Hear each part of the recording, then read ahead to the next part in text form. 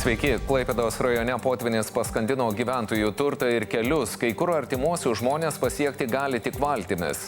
Jau galvoja mūsų labanakti. Nebemalons gyvenims.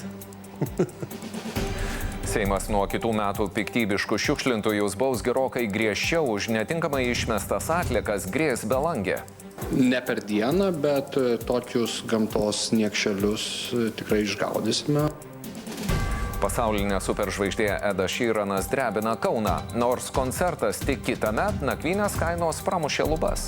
Visi tuo metu norim, kaip sakant, pasigriebti tą aukso luitelį gabaliuką. Po renovacijos duris atveria atsinaujinęs Lietuvos zoologijos sodas. Gyvūnų liko mažiau, bet bilietai brangs. Ministrė, galiu sakyti apie finansus, kiek šitas projektas kainavo? Žinios 6:30.